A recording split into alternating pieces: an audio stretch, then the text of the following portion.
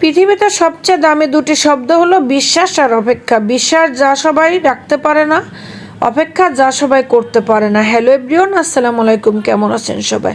আমি গতকাল মর্নিং থেকে ব্লগটা শুরু করছি। গতকাল সকালে ফার্স্টে আমি এখানে একটু বেশি করে চাল, 2 রকমের ডাল নিয়েছিলাম।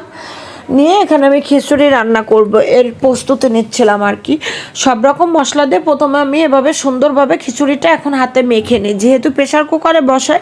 এভাবে একটু মেখে নিলে তারপরে মিনিট 5 কি 10 মিনিটের মতো একটু ভেজে নিই। এভাবে আমার কাছে খিচুড়িটা খেতে ইদানিং একটু বেশিই মজা লাগে। আমি প্রেশার কুকারে খুব বেশি একটা রান্না করা পছন্দ করি না, বাট আমি ইদানিং একটু করতেছি, কিন্তু আমার কাছে অনেক বেশি ভালো লাগতেছে। দেখেন কালারটা কত সুন্দর এসেছে। এবার সব কিছু মিলায়ে আমি একটুখানি গরম পানি দিয়ে খিচুড়িটা বসিয়ে দিলাম। খিচুড়িটা বসিয়ে দিয়েছি। এখন আমি 2-3টা সিটির জন্য অপেক্ষা করতে হবে। দেন আমি এখানে পেঁয়াজ মরিচ দিয়ে একটা ডিম ভাজি করে নিচ্ছি। আর গতকালকে একটু তেল কম ছিল, তেলটা শেষ হয়ে গিয়েছিল, এর জন্য সরিষার তেল দিয়ে রান্না করতেছিলাম। এর কারণে আমি 2 বেলার রান্নাটা একসঙ্গে ম্যানেজ করেছিলাম। বাইরেও একটু যাওয়ার ছিল, বাজার করতে হবে, লেট হয়ে যাবে। আবার আমার বাবা এটা স্কুল থেকে এসে খাবার খাবে, এর জন্য আর কি আমি সকালে ডিম ভাজি করে ওদেরকে এভাবে বড় করে আলু কেটে দিয়ে খিচুড়ি দিয়েছিলাম। আলু খেতে আমার অনেক বেশি মজা লাগে। আলুতে যতই ফ্যাট হোক না কেন, আলু আমাকে খেতেই হবে। এই যে এখানে তারপর আমি জালতিতে আলু কেটে নিয়েছি, দাঁতনে মাছ বের করে নিয়েছি, আর পেঁয়াজ কাঁচামরিচ কেটেছি। এটা আমি রাতের জন্য রান্না করব, বাট খিচুড়ির সঙ্গে দুপুরি খাওয়ার জন্য সকালে যেহেতু রুটি ওই ডিম দিয়ে দিয়েছি, দুপুরেও তো ডিম দিয়ে খাবে না, এর জন্য আমি খিচুড়ির সঙ্গে ওকে আমি 2টা মাছ ভেজে দেবো, এর জন্য ম্যারিনেট করে নিলাম। তারপর কিছু বাজার করে আনলাম। আমার বাবা এটার জন্য নতুন একটা আইসক্রিম এসেছে, এই আইসক্রিমটা আমি এনেছি। এটা মাটির ভাঁড়ে। এই আইসক্রিমটা অনেক মজা, যে মালাই চা যে ধরনের পাত্রে দেয় এই ধরনের পাত্রে, তবে অনেক ভালো লেগেছে। শাহী ক্ষীর মালা এটা। আমার বাবাটা এখন কি করছে জানেন? এই মাটির পাত্রটাতে এখন সে চা খায়। বলে যে এরকম একটা কাপে নাকি ও যখন মামার সঙ্গে গিয়েছিল খুলনাতে, তখন ওকে চা দিয়েছিল, তাই ও খায়। দেন বাজারটা শেষ করে আসার পরে আমি এখানে মাছ ভাজি করব। মাছ ভাজি সবগুলো মাছ একসঙ্গে দিয়ে দিয়েছি, বাট 2 টুকরা মাছ একটু বেশি করে ফ্রাই করে নেব, আর এগুলো হালকা ভাজি দিব।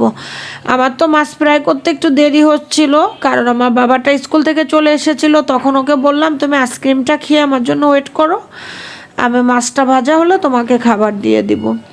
তাই ওকে আমি আইসক্রিমটা খুলে দিলাম। দেখেন ভিতরটা কত সুন্দর। এখন এখান থেকে আমি অন্যান্য মাছগুলো তুলে নিয়ে 2 পিস মাছ আমি একটু কড়া করে ভেজে নেব আর কি। তবে অনেক বেশি মজা হয়েছিল।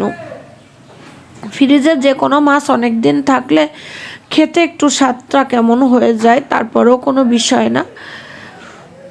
দেন আমি এখানে সুন্দরভাবে মশলাগুলো একসঙ্গে সব মশলা দিয়ে কষিয়ে নিচ্ছি। আমি এই তরকারিটা চুলায় তুলে দিয়ে তারপর আমার বাবাকে দুপুরে খাবার দিয়ে দিলাম। সালাদ, একটুখানি খিচুড়ি আর 2টা মাছ ভাজি। আমার বাবাটা নিজে হাতে খেয়ে নিয়েছিল। ও নিজে হাতে খেতে পারে, বাট মাংস হলে তখন বলে নিজে হাতে খাবো, বাট মাছ দিয়ে খেতে চায় না। কিন্তু যখন ও কোথাও বেড়াতে যায় তখন তো নিজে হাতেই খায়।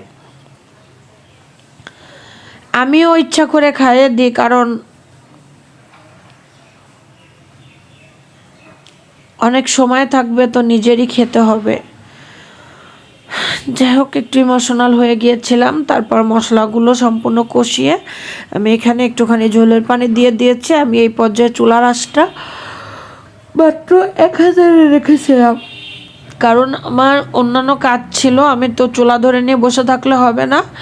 পরে 1000 হিটে আস্তে আস্তে রান্নাটা কমপ্লিট হয়ে গিয়েছে। দেখেন রান্নাটা কত সুন্দর হয়েছে। কালকে অনেকগুলো বাজার শেষ হয়ে গিয়েছিল, বাজারটাই করেছিলাম। ওর বাবা থাকতে একদিন আমি এভাবে ডিম পোস্ট করে পাউরুটি দিয়ে টোস্টের মতো করে দিয়েছিলাম। ওর কাছে নাকি অনেক বেশি মজা লেগেছে।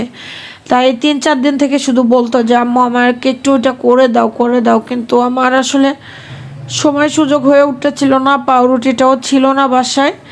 এর জন্য গতকালকে সন্ধ্যায় ওকে আমি এটা করে দিয়েছিলাম। এই যে দেখেন সসটা নিচে পড়ে গিয়েছে। ও কাচের বোতলে সস এনেছে, তো ওই বোতলের মুখটা খোলা একটু কষ্টকর। এর জন্য আর কি আমার সসগুলো নিচেও পড়ে গিয়েছিল। আর ওর সেই মাটির ভাঁড়, এই মাটির ভাঁড়ে করে ও চা খায়। ওর কাছে নাকি অনেক বেশি মজা লেগেছে, পানিও খায় চাও খায় এই ভাঁড়ে করে। দেখেন আপনারা। আল্লাহ হাফেজ, ভালো থাকবেন সবাই, সুস্থ থাকবেন।